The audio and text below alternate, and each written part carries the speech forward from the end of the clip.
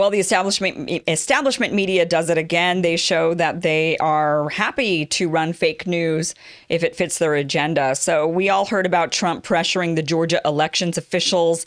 They even talked about this during the impeachment hearings. They brought this up, and many news outlets reported on this. Here's the Washington Post reporting on it. They said Trump pressured a Georgia elections investigator in a separate call legal experts say could amount to obstruction. Right. This was the headline that they were touting.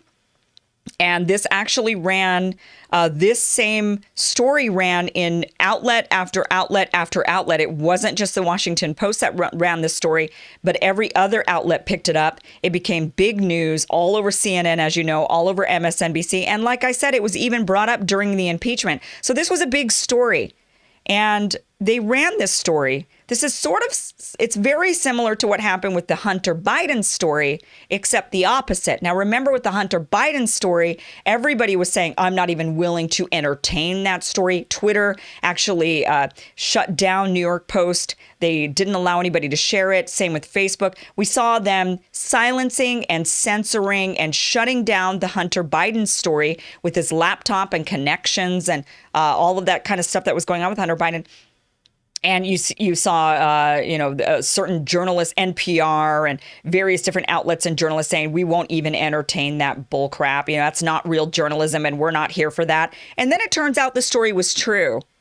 And all of those real journalists who said they wouldn't even touch that story ended up being proven wrong. The story ended up being true. And the real journalists didn't do their due diligence. They didn't actually do journalism. They didn't actually go and try to find out the source, interview the source and sniff it out and find out if there was any merit to the story. Had they done that, maybe they would have found that there was something to the story, but they just immediately, blindly, because somebody said, nah, it's fake news, Russians planted it. They said, oh yeah, we're not going to even entertain that story that the Russians planted. And then the story turned out to be true. That's our modern journalism. This is why people are losing faith in establishment media, because time and time again, they've shown their bias. Time and time again, they've showed that they're actually not for getting to the bottom of things. They're not for exposing their truth. They're instead sort of like the first thing I talked about tonight, really, with The Bachelor and the ultra woke crowd. It's all for clicks. It's all for money. It's all for eyeballs. And what has worked over the last 5 years for these establishment media organizations, especially organizations such as the Washington Post, New York Times, publications that were dying. They were on their last leg. They were losing out to new media sources. They instead found their second wind by going after Trump, by constantly talking Trump all the time, by making him to be the sole bad guy on the planet. And in doing that, they wouldn't expose the misdeeds of others on the Democratic side of the aisle, the same misdeeds that they were accusing Trump of. They wouldn't look into those. No, because they needed their villain to remain Trump, orange man bad. And that was the narrative the entire time. That's what made them money. That's what made them relevant again. No one was watching MSNBC before Trump. CNN was dying. Washington Post, New York Times, all of these establishment mainstream sources were going by the wayside until Trump came along, and it was their greatest blessing. And so they ran with absolutely every single story they could get their hands on, even if the story was fake. And that's now what we're seeing today with the retraction that the Washington Post put up, the correction. So here it is again. This was the original headline. Trump pressured a Georgia elections investigator in a separate call legal experts say could amount to obstruction. And then they say here now, correction. 2 months after publication of this story, the Georgia Secretary of State released an audio recording of President Donald Trump's December phone call with the state's top elections investigator.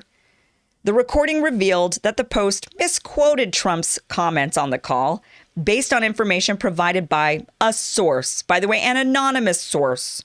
It says Trump did not tell the investigators to find the fraud or say she would be a national hero if she did so. Instead, Trump urged the investigator to scrutinize ballots in Fulton County, Georgia, asserting that she would find dishonesty there. He also told her that she had, quote, the most important job in the country right now, A story about the recording can be found here. The headline and text of this story have been corrected to remove quotes misattributed to Trump. So the story originally, remember when he called up the governor of Florida and he was like, you got to find the votes, right? And then there was a follow-up and they said, it gets worse. The investigator, he actually pressured the investigator, telling her to find the fraud and that she would be a national hero if she did so, using his political power as president of the United States to put pressure on her, to make her feel like she had to find his outcome, that she was an investigator and he was pressuring her to come up with the outcome he wanted. He was obstructing justice from this investigation. And now it turns out, and that's the story they ran. All of these media outlets, that's the story that they ran with. They ran with that story. And then it turns out there was an actual recording. They were going based on a source, an anonymous source. And then all of these other news outlets said, yeah, we corroborated that with that same anonymous source. Just one anonymous source, not multiple sources, one anonymous source. And they said, yeah, okay. So they decided to run with this, and they even used it in the impeachment hearings. And now it turns out there's an actual recording of the phone call. Whoops. Ooh. And it turns out, no, he didn't really say any of that. Oh, shoot. There really wasn't any pressure at all in the phone call. In fact, all he said was, go out there and look, investigate, I guess, go and investigate. And you have the most important job in the country. You're an investigator. So this is what he told her to do. So he said that she would find, if she went and looked in Fulton County, he said, I think you're going to find some dishonesty there. And you have the most important job in the country right now. So, look, I mean, it's amazing to me, even to this day, that when I tell someone something, like I share a story with someone, they will say to me, well, who's the source, right? Like an average, in a normal conversation with a family member or a friend, and they'll say, who's the source? And then you say, oh, well, this came from the Washington Examiner, right? Or this came from the New York Post. They scoff at that. Show me one that comes from the New York Times or the Washington Post. Give me trusted sources. Don't give me your biased sources. Like Fox, don't give me your biased sources. Give me my trusted sources. The trusted sources are the only ones I want to hear from. But the problem is we can't trust these sources. They're not trustworthy sources anymore.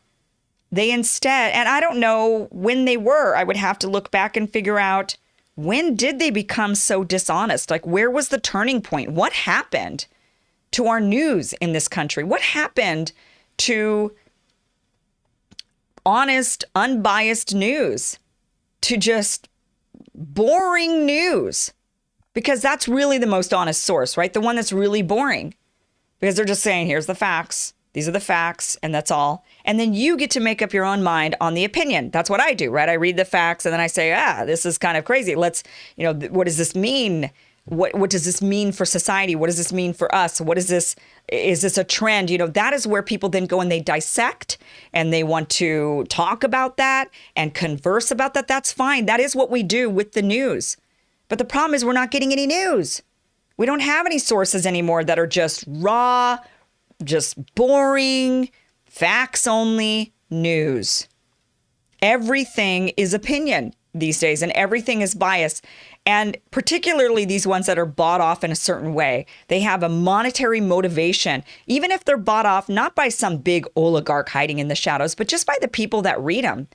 They know they can't upset their liberal readers, and so they just continue feeding them exactly the stories with the slant that they want. And it doesn't matter if it's the truth or not. All that matters is they're making money. All that matters is that they're selling subscriptions. All that matters is that they're getting you on their news site, reading story after story after story. You can't get enough. They're radicalizing you to keep you coming back so that you have to get more, and you have to get more from them. That is what they want. Because unfortunately, the news business is a money needing business. They need money.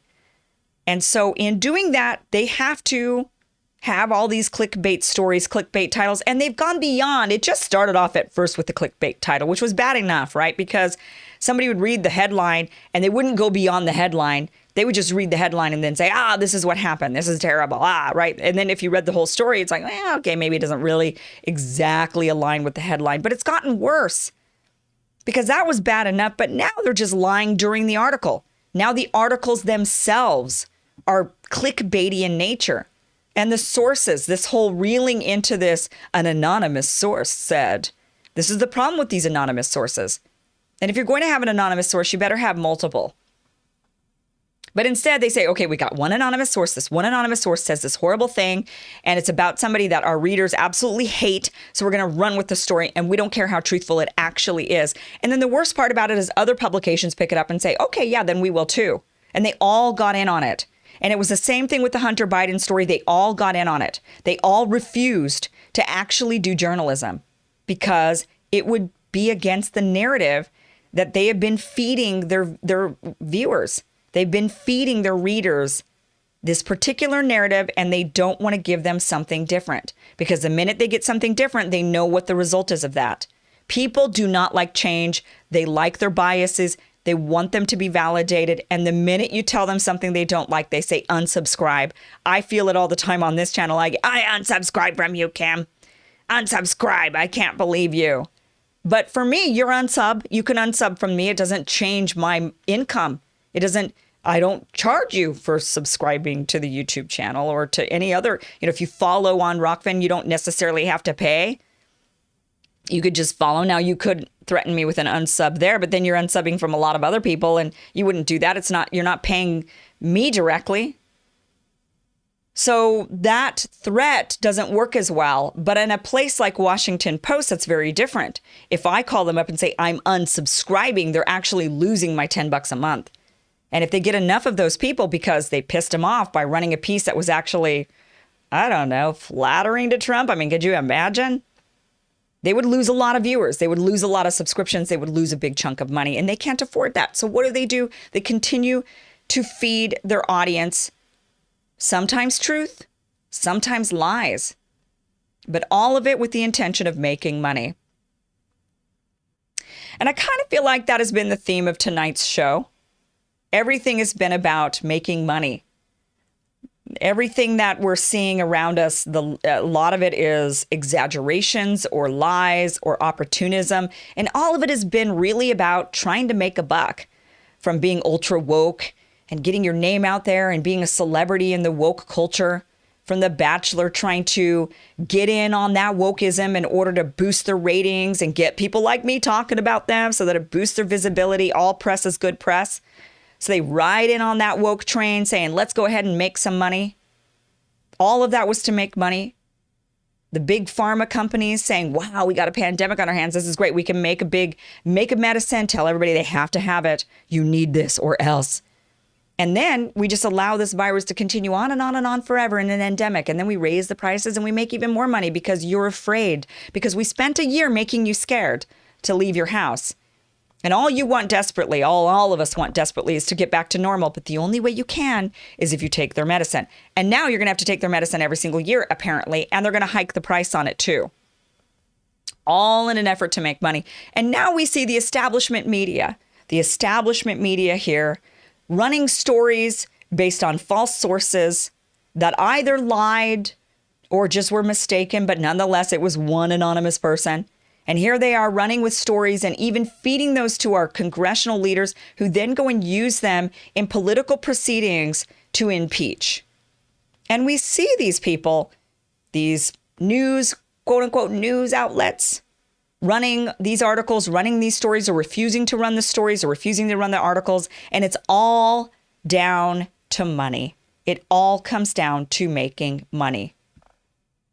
Money is the root of most evils. That is absolutely true. And I think tonight, with these different topics I've shared with you, I think we have exposed that in 3 of some of the worst ways in our society right now, unfortunately.